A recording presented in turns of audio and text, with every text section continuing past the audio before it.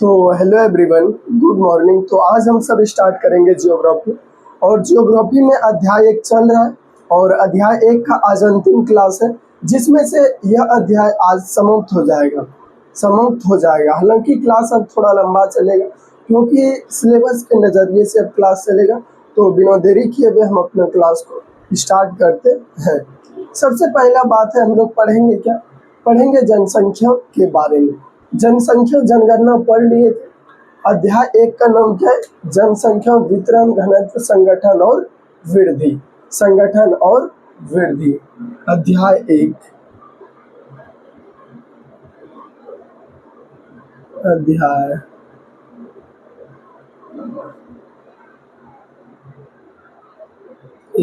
जनसंख्या वृद्धि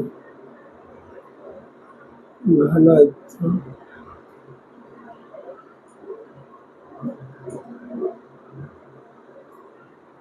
व संगठन। अध्याय 1 का नाम क्या है? जनसंख्या वृद्धि संगठन और घनत्व।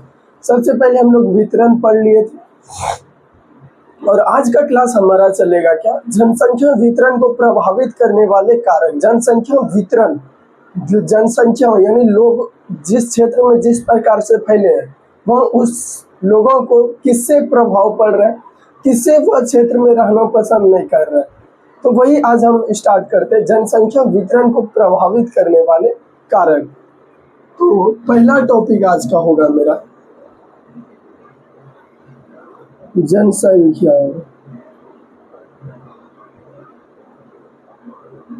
वितरण को प्रभावित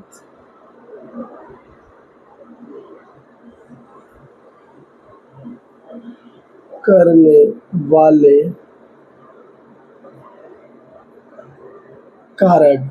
कारक में जनसंख्या वितरण क्या? लोग किस प्रकार से किस क्षेत्र में फैले हैं, जनसंख्या वितरण। लोग किस प्रकार से कहां पर फैले हैं। जनसंख्या का क्या होता है? किसी भी क्षेत्र में रहने वाले लोगों की संख्या को ही जनसंख्या कहा जाता है। वह संख्या आपका ग्रामीण शहरी कुछ भी हो सकता है, ग्रामीण शहरी कस्बा यानी अन्य प्रकार के भी स्थल हो सकते हैं इसमें। तो वही बात करेंगे, जनसंख्या वितरण को प्रभावित करने वाले कारक में पहला कारक है आपका प्राकृतिक कारक। पहला कारक क्या है? पहला है आपका प्राकृतिक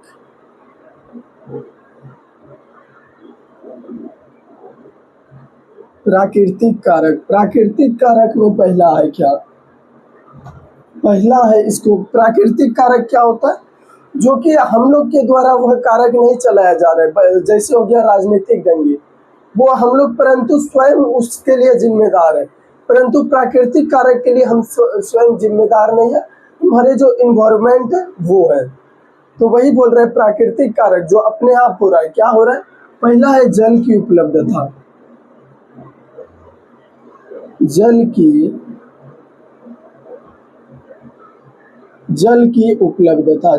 उपलब्धता।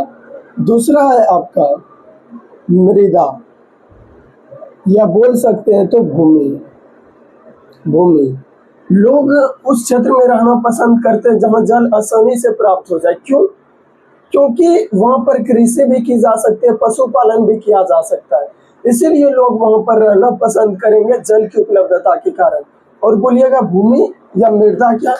अधिक देखिए, किसान लोग कहाँ रहना पसंद करेंगे? जहाँ की मिट्टी नमी ना हो, बंजर ना हो और वह भूमि उपजाऊ हो, वहां पर रहना अधिक व्यक्ति पसंद करते हैं, क्योंकि वह कृषि की जा सकती है, अच्छे घरों की निर्माण की जा सकती है। इसीलिए मृदा भी हम जनसंख्या वितरण को प्रभावित करता है। तीसरा क्या है आपका? तीसरा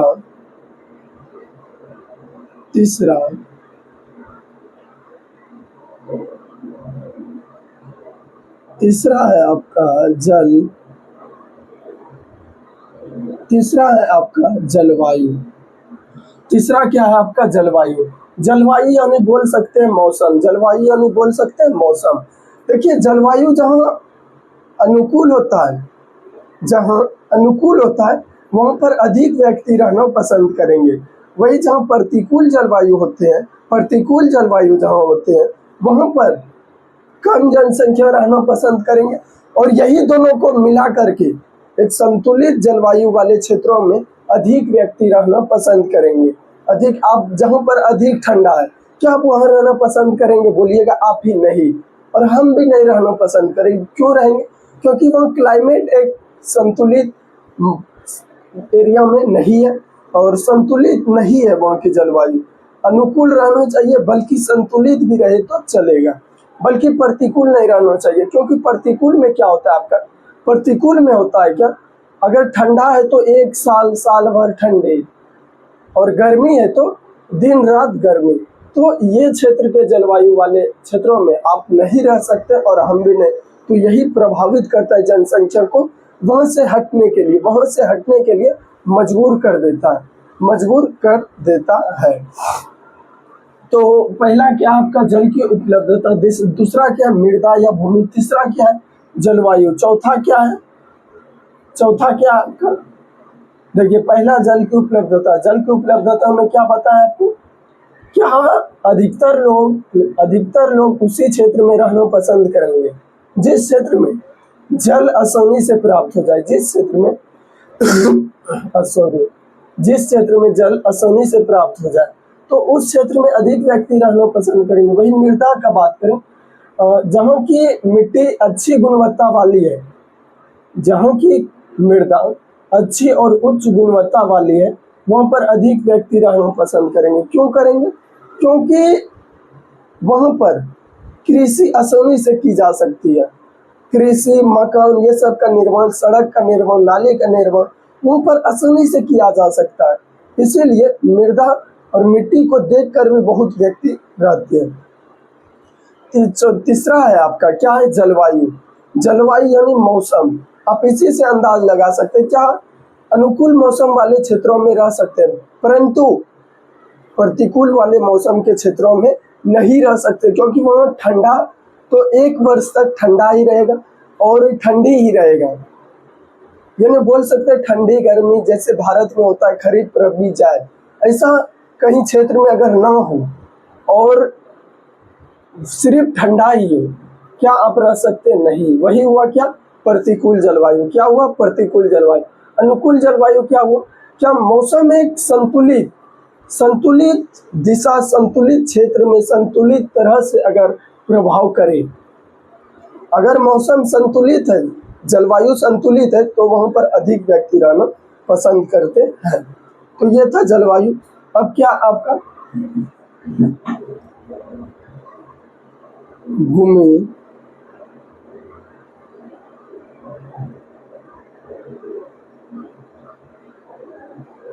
भूमि की आकृति। भूमि की आकृति क्या होता है, क्या किसी भी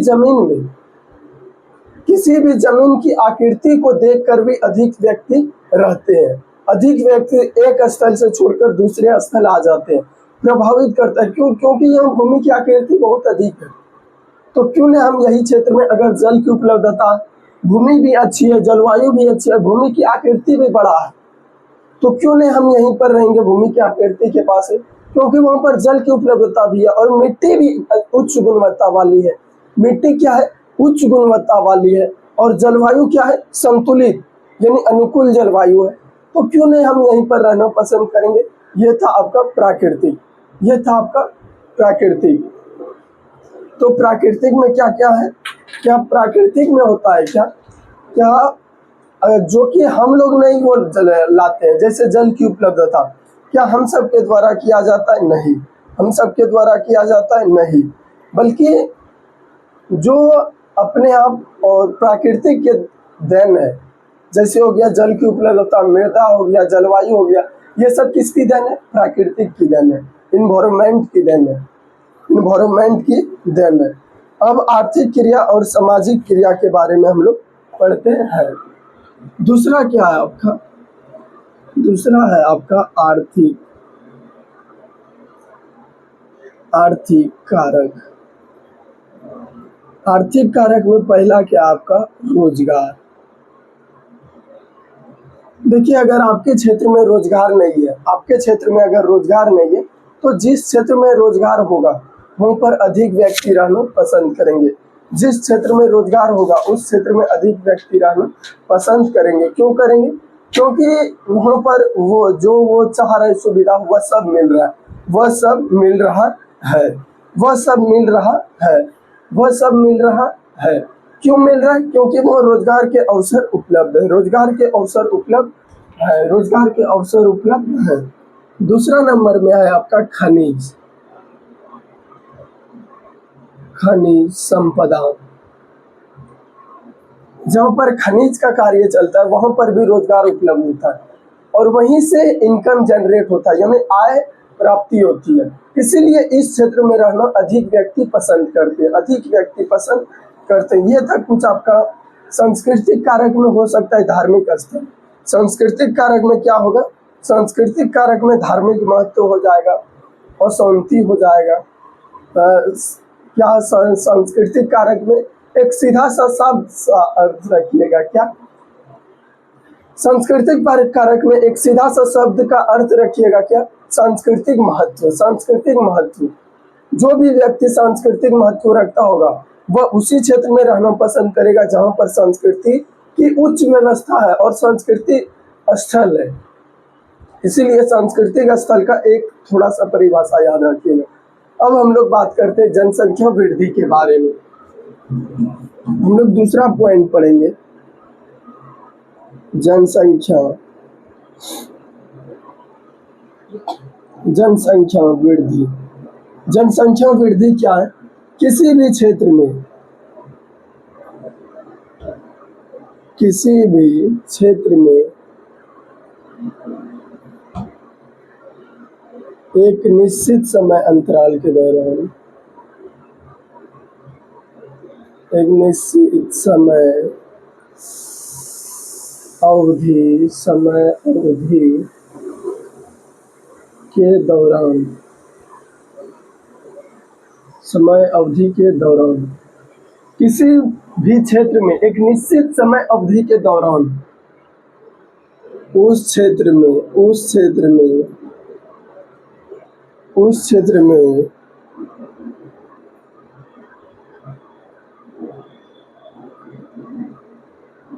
जनसंख्या में वृद्धि या कमी को जनसंख्या वृद्धि कहते, जनसंख्या वृद्धि कहते हैं, जनसंख्या वृद्धि कहते हैं। जनसंख्या वृद्धि क्या है? किसी निश्चित समय अंतराल पर, किसी निश्चित समय अंतराल पर, किसी निश्चित समय अंतराल पर, किसी निश्चित समय अंतराल में, दो समय अवधि के दौरान, किसी भी क्षेत्र में, किसी निश्चित समय, किसी भी क्षेत्र में एक फिक्स समय में, किसी भी क्षेत्र में एक निश्चित समय में लोगों की संख्या में जो कमी और वृद्धि हो रही है उसी को क्या कहा जाता है? जनसंख्या वृद्धि। उसी को क्या कहा जाता है? आपका जनसंख्या वृद्धि कहा जाता है। उसी को क्या कहा जाता है? जनसंख्या वृद्धि कहा जाता है, जनसंख्या वृद्धि कहा जाता है। वही बात करें भारत की जनसंख्या वृद्धि 2011 में भारत की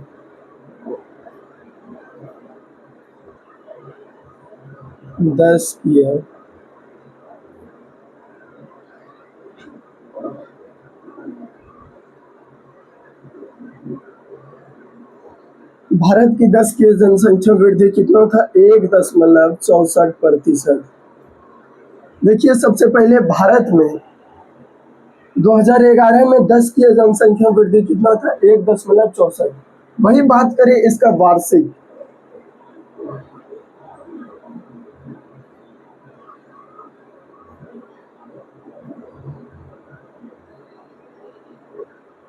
भारत की वार्षिक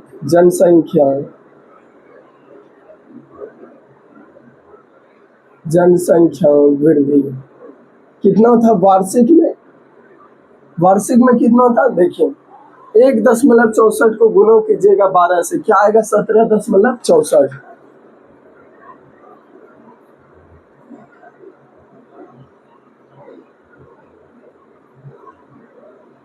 सबसे पहले क्या है, जनसंख्या वृद्धि क्या है, किसी भी क्षेत्र में एक निश्चित समय अवधि के दौरान, किसी भी क्षेत्र में एक निश्चित समय अंतराल के दौरान उस क्षेत्र में जनसंख्या में जो भी वृद्धि या कमी हो रही है उसे क्या कहते हैं, जनसंख्या वृद्धि कहते हैं।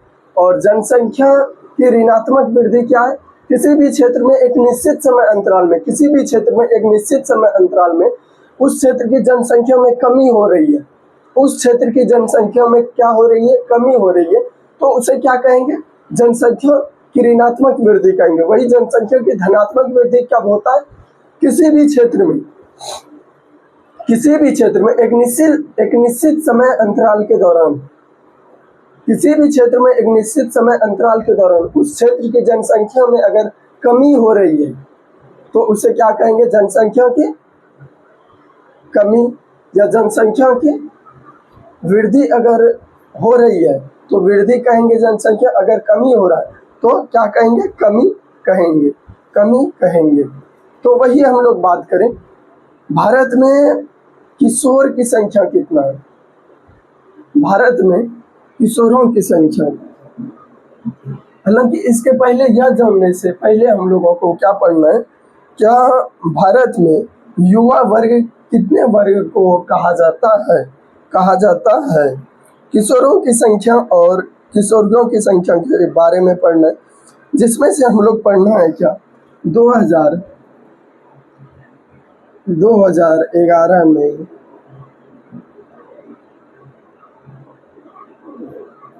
किशोरों की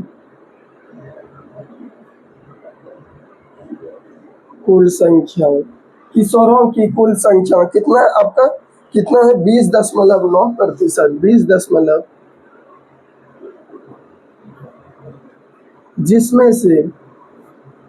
जिसमें से आपका पुरुष कितना है, पुरुष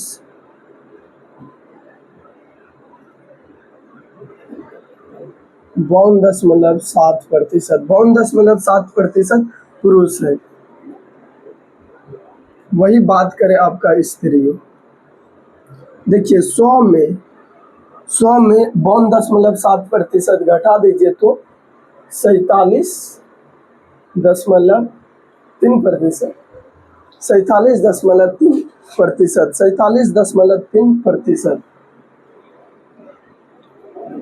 47.3%।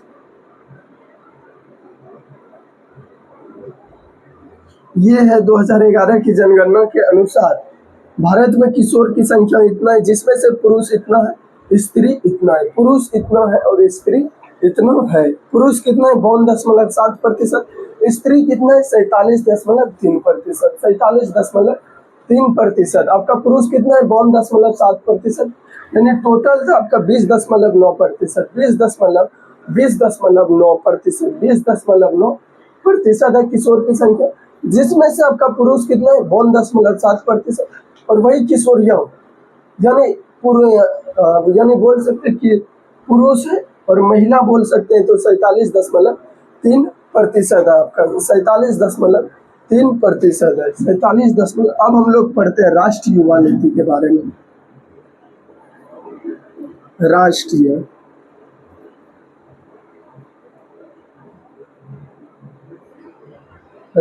युवा नीति, भारत सरकार ने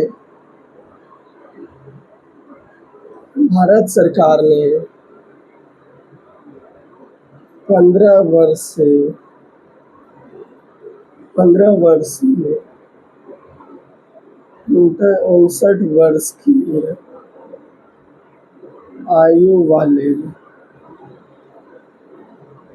वर्ग को युवा रूप में परिभाषित किया। राष्ट्रीय युवा नीति कब लागू हुआ था, 2014 में। राष्ट्रीय युवा नीति कब लागू हुआ, 2014 में। राष्ट्रीय युवा नीति क्या है? भारत सरकार ने एक नीति चलाई जिसका नाम था राष्ट्रीय युवा नीति, और यह नीति को 2014 में चलाया गया। 2014 में चलाया गया जब योजना आयोग का गठन, योजना आयोग को भंग करके नीति आयोग बनाया गया था, और वही बोले 2014 में राष्ट्रीय युवा नीति को लागू किया गया, जिसमें से बताया गया भारत में 15 वर्ष से 59 वर्ष के आयु वाले व्यक्ति को युवा रूप में परिभाषित किया है। कौन? सरकार ने किया है। 15 से 59 वर्ष के आयु वर्ग वाले व्यक्ति को युवा रूप में परिभाषित किया।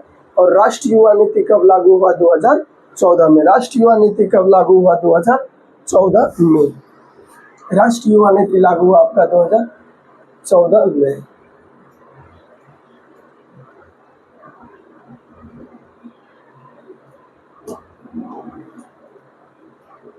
वही आगे की हम सब बात करें, आगे की तो हमें पढ़ना है प्राथमिक क्रिया, द्वितीय क्रिया और तृतीय क्रिया।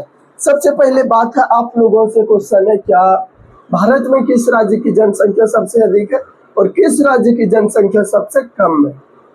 सबसे कम है। 2011 की जनगणना के अनुसार भारत का जनसंख्या घनत्व कितना है?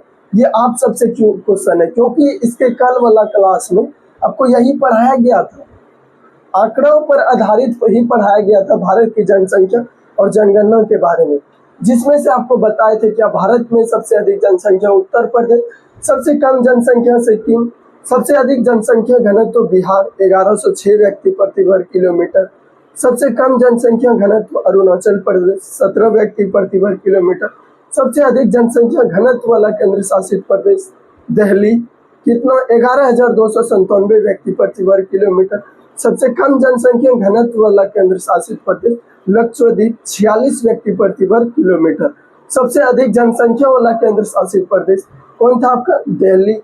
सबसे कम जनसंख्या वाला केंद्र शासित प्रदेश अंडमान और निकोबार, अंडमान और निकोबार। तो आप सबसे क्वेश्चन है, क्या भारत विश्व में जनसंख्या के मामले में कितने स्थान पर है? दूसरे स्थान पर है। कितने स्थान पर है? दूसरे। पहला स्थान पर कौन है आपका? चीन है। पहला स्थान पे आपका चीन है, दूसरा स्थान पे आपका भारत है। जनसंख्या की दृष्टि से और जनसंख्या के मामले में सबसे ऊपर स्थान पर है आपका चीन, और द्वितीय स्थान पर यानी दूसरा स्थान पर कौन है आपका? भारत। अपना देश भारत कितना नंबर पे है? दूसरा नंबर पे।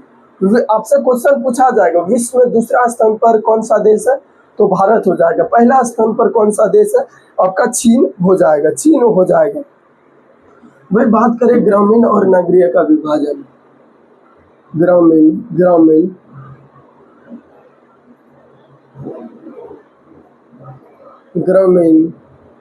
व नगरीय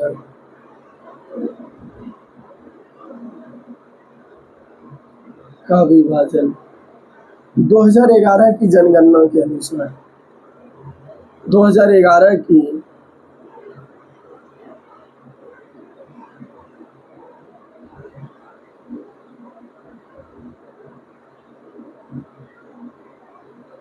देखिए, भारत में 2011 की जनगणना के अनुसार ग्रामीण क्षेत्र में रहने वाले लोगों की संख्या कितनी थी? 68.84%।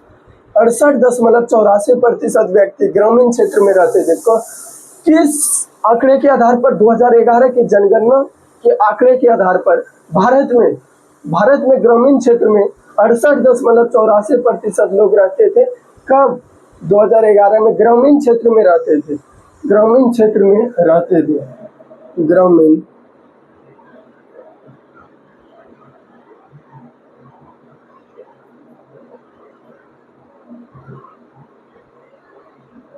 68.84%। ग्रामीण क्षेत्र में कितने व्यक्ति रहते थे? 68.84%। वही बात करें आपका शहरी,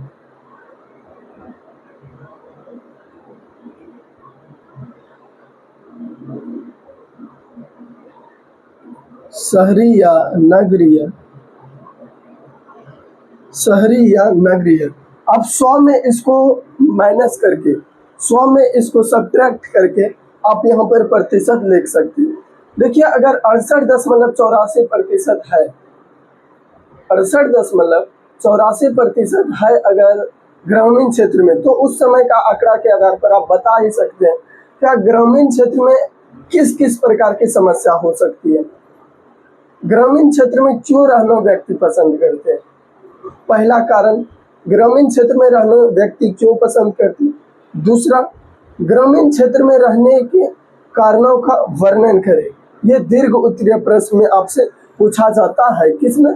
दीर्घ उत्तरीय प्रश्न में आपको पूछा जाता है। वही बात करें शहरी क्षेत्र में। शहरी क्षेत्र में अगर 68.84 को घटाएंगे तो 31.16%।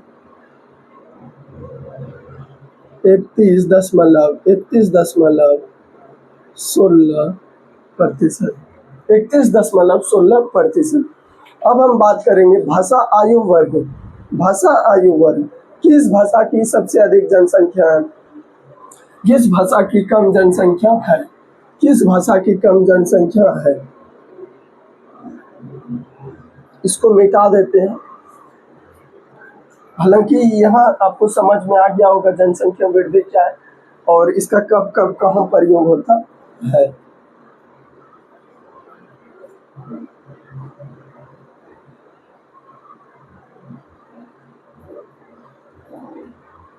तो हम लोग वही आगे बात करें भारत में भाषाओं का वर्गीकरण। भारत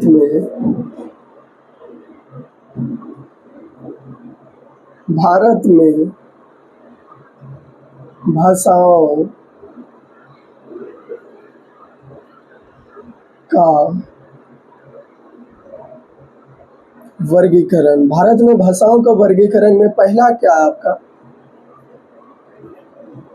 पहला क्या है? चीनी,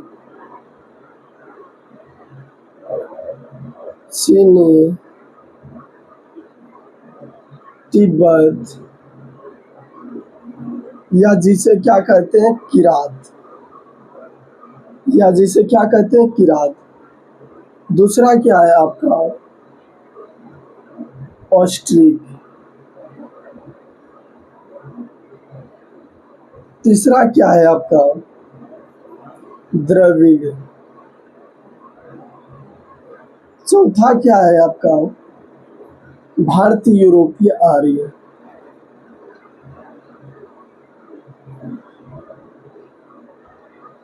भारतीय यूरोपीय। सबसे पहले हम लोग बात करेंगे भारत में भाषाओं का वर्गीकरण के बारे में। तो भारत में 4 प्रकार के भाषाओं का वर्गीकरण किया गया है। भारत में 4 प्रकार के भाषाओं का वर्गीकरण किया गया है। पहला है चीनी तिब्बती, या जिसे किरात भी कहते हैं। चीनी तिब्बती, या जिसे क्या कहते हैं? किरात भी कहते हैं। दूसरा है आपका ऑस्ट्रिक। दूसरा क्या है? ऑस्ट्रिक। तीसरा है आपका द्रविड़। तीसरा क्या है? द्रविड़। चौथा क्या है आपका? भारतीय यूरोप के, जिसे आर्य भी कहा जाता है। तो वही बात करें कितना प्रतिशत भाषा बोला जाता है। देखिए चीनी तिब्बती या किरात में, आपका 0.85% भाषा परिवार है। सबसे कम।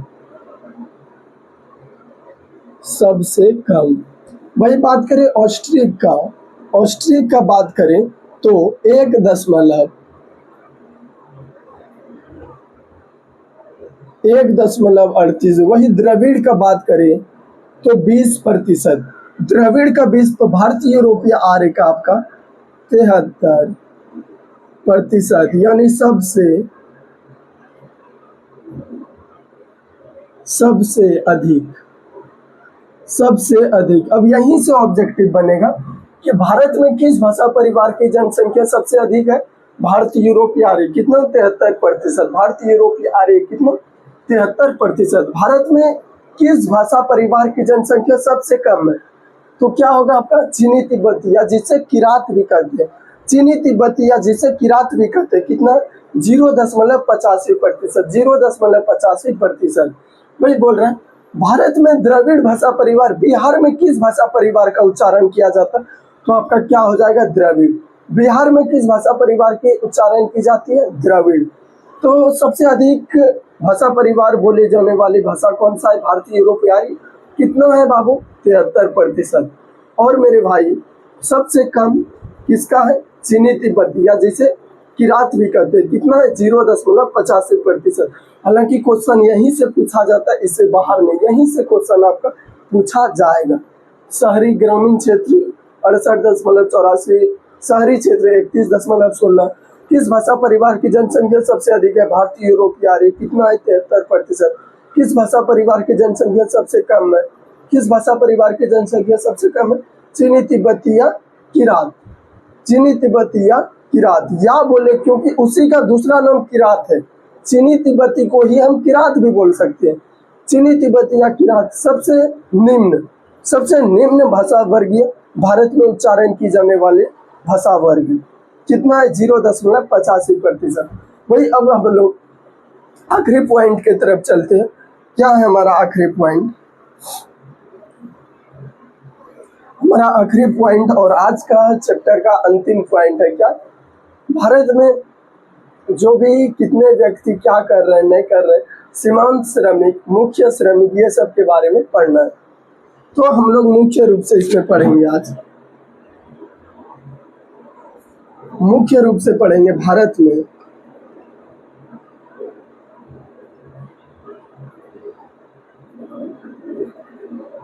श्रमिकों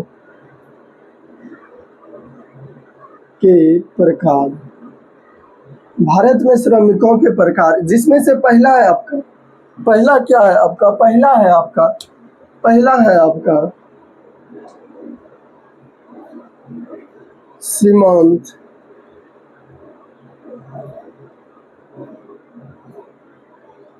श्रमिक। दूसरा है आपका सीमांत श्रमिक। क्या होता है? सीमांत श्रमिक में वो व्यक्ति आते हैं जो एक वर्ष में 183 दिन से कम पाता है। मुख्य श्रमिक क्या होता है? वह व्यक्ति जो एक वर्ष में यानी 365 दिन में, एक वर्ष में अगर 100, देखिए मेरे भाई, मुख्य श्रमिक और सीमांत श्रमिक पूछा जाता है, इसलिए मेरे भाई मजाक में नहीं लीजिए। हालांकि क्वेश्चन यहीं से बनता है, लघु उत्तरीय प्रश्न फिक्स है, यहीं बस यहीं से बनता है। देखिए स्टार्ट करते हैं क्लास, नो डिस्टर्बेंस। वह व्यक्ति जो एक वर्ष में 183 दिन से कम पाता है, उसे क्या कहा जाता है? सीमांत श्रमिक कहा जाता है। उसे क्या कहा जाता है? सीमांत श्रमिक। वह व्यक्ति जो 365 दिन यानी एक वर्ष में 183 दिन से कम, 183 दिन से नीचे यानी 182, 181, 180, 179, 178, अगर 183 दिन से कम पाता है तो वो क्या हो गया? सीमांत श्रमिक। मुख्य श्रमिक क्या हो गया? वह श्रमिक जो एक वर्ष में यानी 365 दिन में 183 दिन से अधिक कम पाता है, 184 दिन, 185 दिन, वह व्यक्ति जो एक वर्ष में 183 दिन या उससे अधिक दिन तक अगर कम पाता है तो वह क्या हो गया? मुख्य श्रमिक हो गया। क्या हो गया? मुख्य श्रमिक हो गया। वही बात करें सीमांत श्रमिक क्या है? वह श्रमिक जो एक वर्ष में 183 दिन से कम पाता है, वह व्यक्ति जो एक वर्ष में 183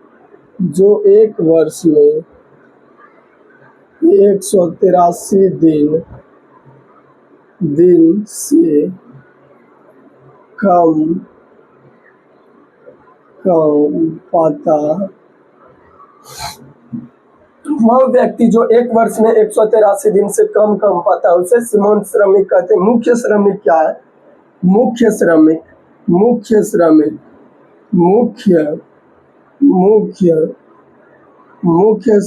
क्या है? मुख्य श्रमिक वह व्यक्ति जो एक वर्ष में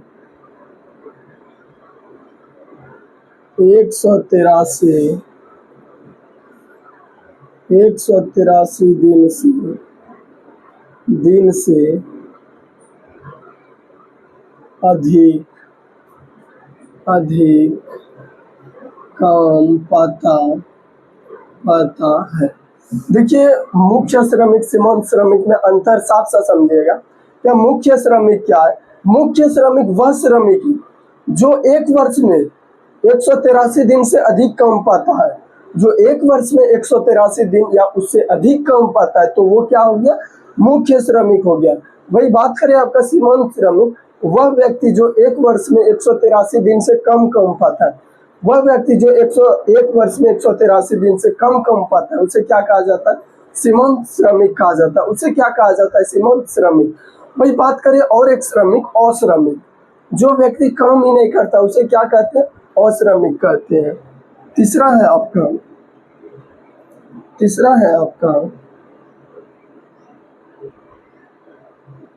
अश्रमिक। अश्रमिक क्या होता है? वह व्यक्ति जो काम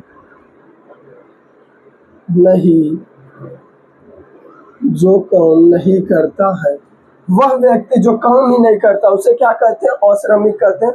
मुख्य श्रमिक क्या हुआ और सीमांत श्रमिक, अश्रमिक।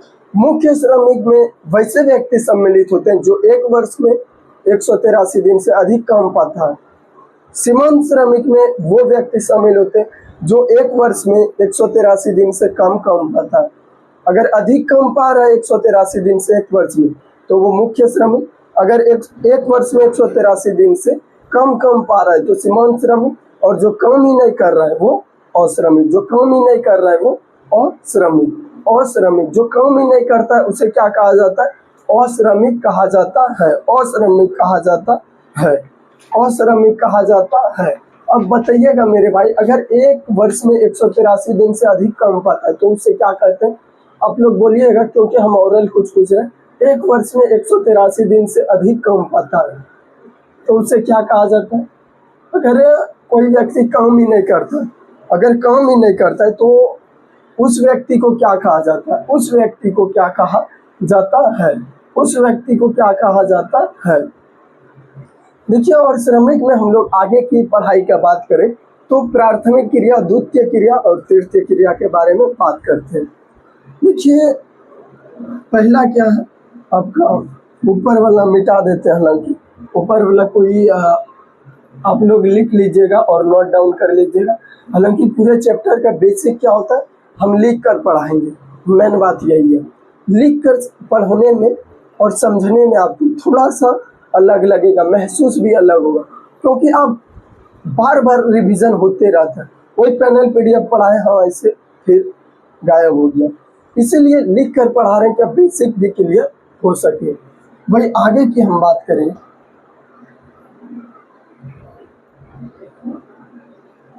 हम लोग बात करें तो प्राथमिक क्रिया। पहला क्या आपका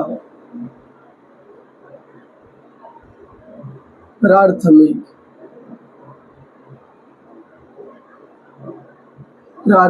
क्रिया। प्राथमिक क्रिया क्या होता है मेरे भाई, समझिएगा। प्राथमिक क्रिया वह क्रिया होता है जिसमें ग्रामीण क्षेत्र के व्यक्ति सम्मिलित होते हैं, जिसमें से कुछ मुख्य प्रकार के कृषि कार्य, खनिज संपदा के कार्य, उत्खनन के कार्य किए जाते हैं, और इसमें 54.6% व्यक्ति सम्मिलित है। इसमें भारत में 2011 की जनगणना के अनुसार 54.6% व्यक्ति प्राथमिक क्षेत्र में सम्मिलित है। वही द्वितीय क्षेत्र की में बात करें तो इंडस्ट्री, औद्योगिक क्षेत्र इसमें सम्मिलित होते हैं। औद्योगिक सेक्टर जितने भी है वो आपका द्वितीय क्षेत्र में सम्मिलित होते हैं, और द्वितीय क्षेत्र का 2011 की जनगणना के अनुसार प्रतिशत है उसका 3.8%। 3.8% द्वितीय क्षेत्र का प्रतिशत है। द्वितीय क्षेत्र में 3.8% व्यक्ति शामिल है।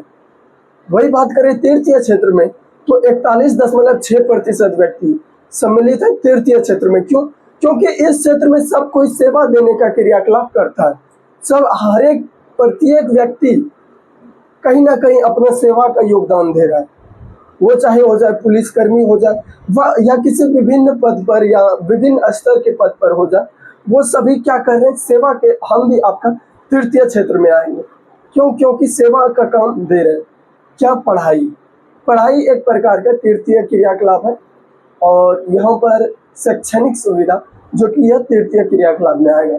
और प्राथमिक क्रियाकलाप में 54.6%, द्वितीय क्रियाकलाप में 3.8%, द्वितीय क्रियाकलाप में 3.8%, तृतीय क्रियाकलाप में 41.6%। प्राथमिक क्रिया कितना प्रतिशत है? 54.6%। वही बात करें द्वितीय क्रिया,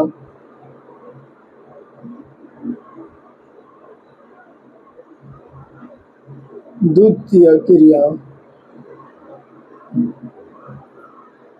3.8%,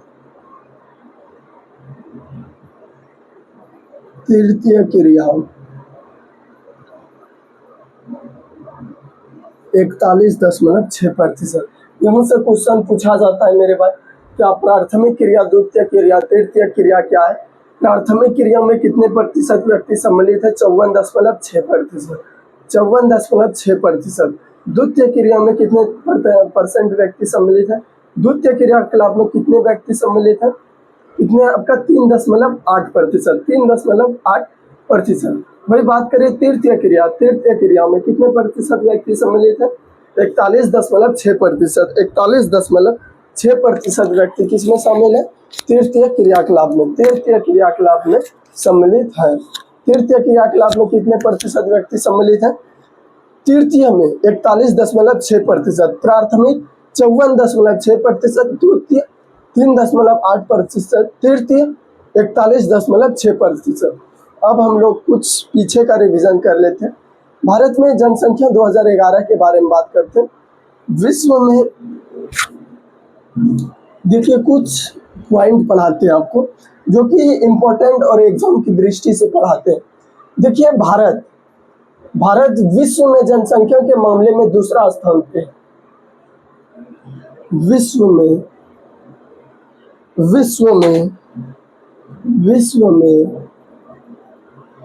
में सबसे अधिक किस देश के कहाँ का है? विश्व में सबसे अधिक जनसंख्या की कहाँ का है? विश्व में, पूरे वर्ल्ड में हम लोग बात कर रहे हैं, पूरे विश्व में हम लोग बात करेंगे तो कहाँ की जनसंख्या सबसे अधिक है? तो चीन की। पूरे विश्व में सबसे अधिक किस देश की जनसंख्या है? तो चीन हो जाएगा। दूसरा नंबर पे भारत हो जाएगा कितने नंबर पे? विश्व में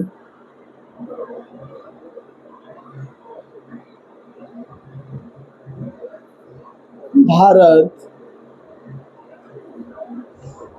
जनसंख्या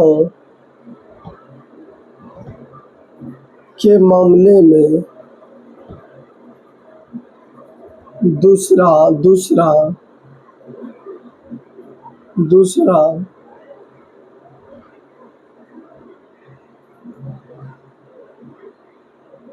किस स्थान पर है आपका मेरे भाई? दूसरा स्थान पर है, दूसरा स्थान पर है। वही बात करें प्रथम स्थान, प्रथम में आपका चीन है और द्वितीय में, दूसरा में आपका कौन है? भारत है। कौन है? भारत है। विश्व में सबसे अधिक जनसंख्या कहाँ का है? चीन का। विश्व में सबसे अधिक जनसंख्या किस देश की है? चीन की। और विश्व में भारत में जनसंख्या के मामले में दूसरे स्थान पर है पूरे विश्व में। और पहला स्थान चीन और दूसरा स्थान कौन है? आपका भारत है। तो ये था आज का क्लास और अध्याय 1 यहीं पर समाप्त होता है। तो अध्याय 1 यहीं पर समाप्त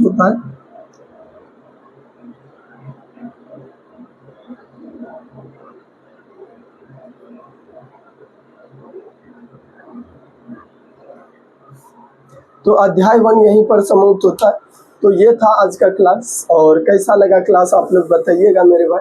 और जो भी न्यू मेरे प्यारे भाई बहन है और वो हमसे ज़रूर जुड़िएगा। तो मिलते हैं नेक्स्ट क्लास में। और आप लोगों को क्लास कैसा लगा, हालांकि पिछले वाले क्लास आप लोग ज़रूर देख लें और यह क्लास, क्योंकि यहाँ से लगभग 10 नंबर फिक्स है। ये मेरा बात आप याद रखिए मेरे भाई, क्या 10 नंबर यहाँ से पूछा जाएगा। क्योंकि यह सिर्फ जनगणना, जनसंख्या ये सब के मामले में 2011 की जनगणना के मामले में क्वेश्चन है। तो इसीलिए आप लोग इसको थोड़ा अनिवार्य रूप से पढ़ लें। तो मिलते हैं नेक्स्ट क्लास में, तब तक के लिए धन्यवाद और आपका आज का दिन शुभ हो।